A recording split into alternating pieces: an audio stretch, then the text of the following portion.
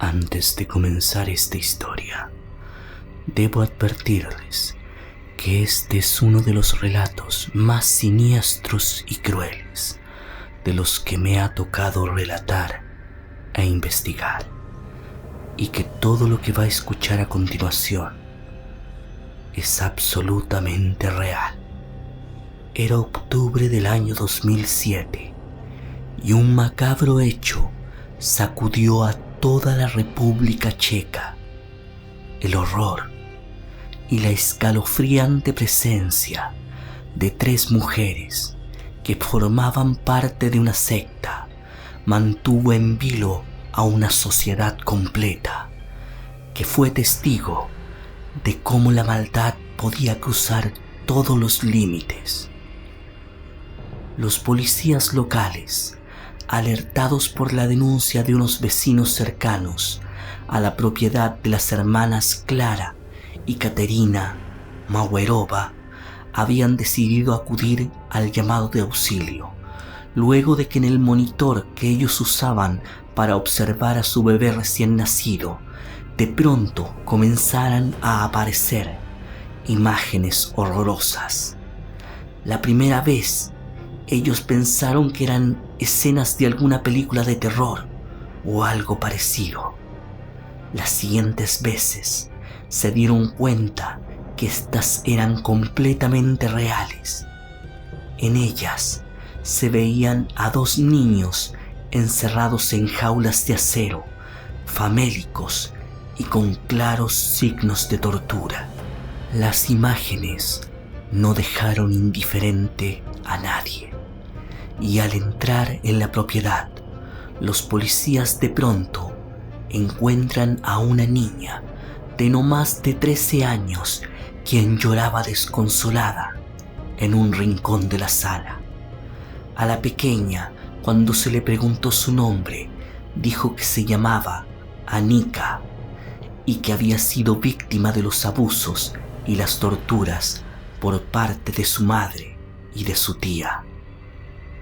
En una habitación contigua, los policías también encontraron a 2 mujeres adultas tumbadas sobre una cama, las hermanas Clara y Katerina Mawerova, las cuales despertaron inmediatamente al sentir la presencia de los oficiales, completamente desorientadas y sin poder sostenerse en pie. Decían no saber por qué los policías habían decidido ingresar a su hogar, y cuando se les preguntó por sus hijos, tampoco supieron responder. Luego, la pequeña Anika fue la que acompañó a los oficiales al sótano, donde se encontraban sus hermanos. La imagen que vieron horrorizó a los policías. Era un lugar húmedo y frío, y adentro de una jaula de hierro habían 2 pequeños, los cuales estaban completamente desnutridos, golpeados, quemados y mutilados en distintas partes de sus cuerpos. Aquellos eran los hijos de Clara Mawerova, Jakub y Ondrej. Los chicos fueron inmediatamente liberados y puestos en custodia bajo los servicios sociales. Los médicos, al examinar sus cuerpos, no podían creer la magnitud de sus lesiones. Además de tenerlos encerrados en aquel habitáculo, completamente cubiertos en sus orinas y heces, les habían mutilado orejas y dedos que se estaban pudriendo de a poco. Las hermanas Mawerova fueron inmediatamente arrestadas, pero en ese intertanto algo ocurrió. La pequeña Anika de pronto huyó de la escena y nadie la pudo encontrar. Los doctores, al revisar a las hermanas, se dieron cuenta de un detalle inquietante, y es que al momento de llegar a la policía, estas se encontraban completamente drogadas, como si se les hubiera suministrado un fármaco muy potente para aquello. Lo primero que hizo Clara al volver en sí fue preguntar por sus 3 hijos, por Jakub, Ondrej y por Annika. En esa conversación, los policías descubrieron que esta última no era hija verdadera de Clara y de su ex esposo, sino que más bien ella la había recogido de un orfanato. Tras horas de investigación, los oficiales descubrieron algo que a todos los dejó paralizados. La pequeña Annika tenía en realidad otro nombre, y este era Barbora Skralova, que esta no era la primera familia que la había acogido, y lo más terrorífico es que esta no tenía 13 años, sino que en realidad 33, y un pasado tan oscuro como espeluznante. Barbora Skralova era una verdadera artista del engaño y del disfraz, y todo lo sucedido en el seno de la familia Magüerova había sido en realidad parte de un plan siniestro ideado por una psicópata en potencia, que de niña tenía muy poco, pero de perversa tenía mucho. La vida de Barbora Skralova antes del orfanato es un completo misterio. No se conoce nada sobre la verdadera vida de sus padres ni de su primera infancia.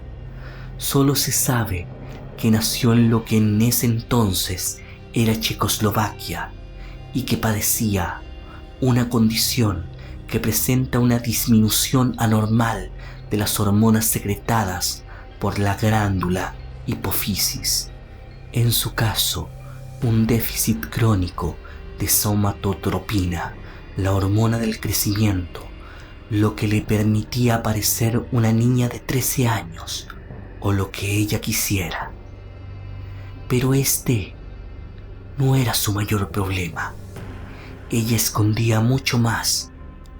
Barbora tenía un trastorno de identidad múltiple, además de rasgos psicopáticos, esquizofrénicos y violentos, y un gran poder para manipular a gusto a los demás.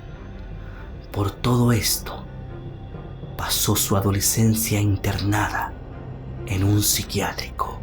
Lo cierto es que, brillante y lúcida como era, decidió utilizar la enfermedad para su beneficio. Se enmascaró a conveniencia tras diferentes personalidades y de este modo fue avanzando en la vida y engañando a quien se le cruzara en su camino.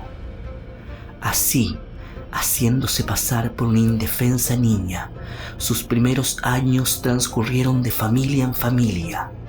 Aseguraba que era una pobre huérfana maltratada, al tiempo que rogaba ser adoptada, y convencía a las autoridades que nunca se daban el tiempo de investigarla más allá. Ya al pasar los años, encontró a las víctimas perfectas para sus delirios: Clara y su hermana Katerina Magüerova, las cuales provenían de una familia checa de clase media y que padecían esquizofrenia, lo que aprovechó Barbora para manipularlas a su antojo, ya que en sus alucinaciones ellas creían ser Juana de Arco y decían tener una misión divina por delante. Clara Magüerova en ese entonces estudiaba pedagogía en la universidad. Durante sus prácticas conoció a la niña, mantuvieron varias charlas y enseguida se hicieron amigas. Barbora le contó que había sido maltratada en el último centro de menores en donde se encontraba y del cual había escapado recientemente, y que su más grande anhelo era encontrar un nuevo hogar donde pudieran acogerla. Fue así que Clara, que recién se había divorciado, la llevó a vivir junto a sus hijos y a su hermana, a su casa de Kurim, una localidad rural del sudeste del país. una decisión que cambiaría su vida para siempre. Los primeros tiempos fueron de absoluta felicidad y las hermanas decidirían no solo acoger, sino que adoptar extraoficialmente a la que creían era una dulce huerfanita en riesgo, enviada del cielo. Pero algo cambió meses después. Bárbara se enteró de una secta local llamada el Movimiento Grial y manipuló a las hermanas para que se involucraran en ella. La agrupación era dirigida por un extraño personaje, el cual no tenía rostro y el que nadie había visto antes. Este se hacía llamar el Doctor, el cual les pedía a sus fieles extraños sacrificios y rituales de sexo incestuoso a través de mensajes de texto, y hasta proponía practicar el canibalismo.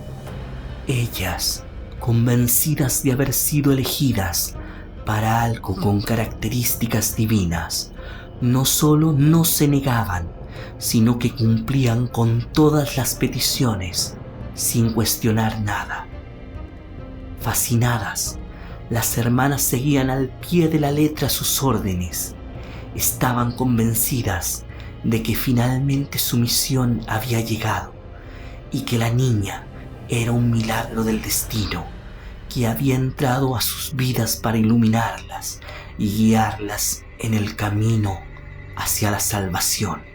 Pero la verdadera pesadilla para la familia empezaría cuando Bárbara comenzó a sentirse celosa de los hijos de Clara, Jacob y Ondrej, de 10 y 8 años, y para ponerlas en contra de los pequeños, los acusaba de haber cometido travesuras que ella misma realizaba, haciéndolos culpables de todo lo que pasaba en la casa.